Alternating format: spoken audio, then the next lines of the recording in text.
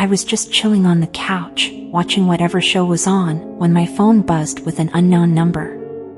Curiosity got the better of me, so I picked up. Little did I know, that split-second decision would drag me into a nightmare beyond my wildest imagination. The voice on the other end was all twisted and eerie, sending shivers down my spine. I couldn't quite place it, but there was something deeply unsettling about it. The caller claimed they were coming for me, delivering a bone-chilling threat that turned my blood cold. Fear gripped me like a vice, making my heart race. Panicked, I rushed to find my boyfriend, desperate to share the sinister call with him. Bursting into the living room, I tried to explain, but he brushed it off, convinced it was just a sick joke.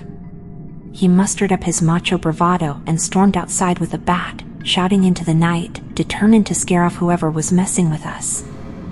I pleaded for him to come back inside, my gut screaming that danger was lurking just beyond our doorstep. But he shrugged off my worries, dismissing them with a wave of his hand. Reluctantly, I retreated indoors, feeling a sense of foreboding hanging in the air. Minutes dragged on like hours as I paced the living room, tension thick in the air. Silence settled like a heavy blanket, broken only by the sound of my own anxious breathing. Suddenly, a loud crash shattered the stillness, sending chills down my spine. Panic gripped me. Something was seriously messed up. Without thinking twice, I sprinted towards the front door, heart pounding in my chest. And there he stood, looming over my boyfriend's lifeless body. Horror flooded every inch of my being, freezing me in my tracks. He was straight out of a horror flick. Dressed in dark clothes, face hidden behind a twisted mask. That thing gave me the creeps, like something from a twisted nightmare. It had those empty, soulless eyes, staring right through me, sending chills down my spine. Adrenaline surged through my veins as I took off, legs pumping like pistons, desperate to escape this deranged psycho. I raced through the house, my mind spinning with fear, searching for a safe haven. But that lunatic chased after me, relentless as a hound on a hunt. It felt like the walls were closing in, suffocating me with terror. I slammed doors behind me, desperate to buy precious seconds, but deep down, I knew it was only a matter of time before he caught up. I needed to find a way out, or else I would become his next victim. Thinking quickly, I gathered my strength and used my legs to push the heaviest thing I could find to barricade the door shut.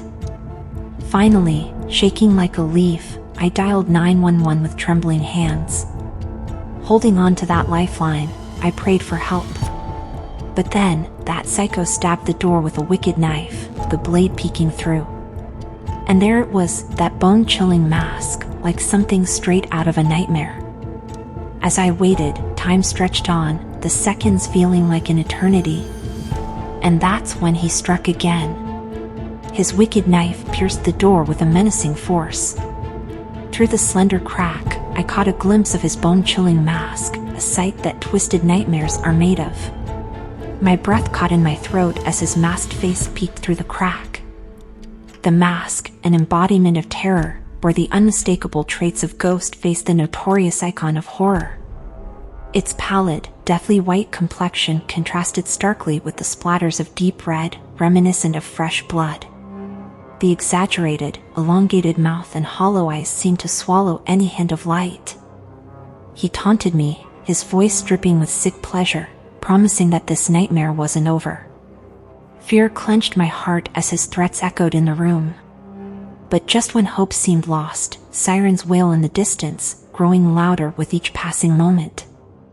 Help was on its way. The police were coming to the rescue.